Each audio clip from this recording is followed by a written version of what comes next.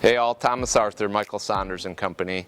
It's Thursday, the 21st of July, and it's another steamy summer day here in Florida, Sarasota. And we are shooting another episode of the latest progress on the Alameda project. Today we're going to talk about the form and pour structure pieces to the balance of the concrete walls.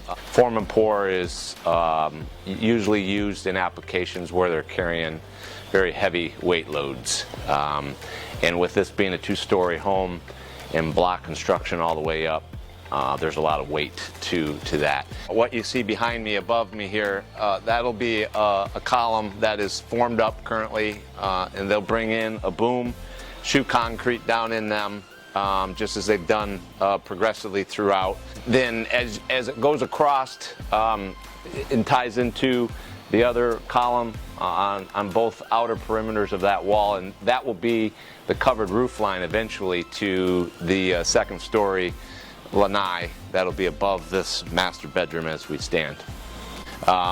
Here I'm standing out, which will eventually be the first floor covered lanai, and they've set and poured the tie beams, form and pours, and it's braced into obviously another form and pour column here, and then now we have an exterior shot of what's already formed up and in preparation to be poured with those columns.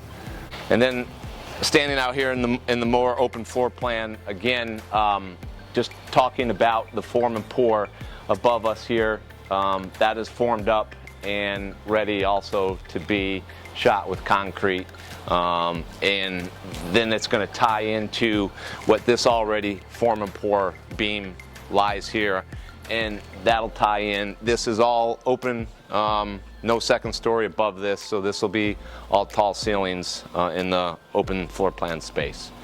So I think we've spoken enough about the form and pour tie beams and the concrete block fusion process to this project. Thomas Arthur, Michael Saunders and Company, signing off until next time.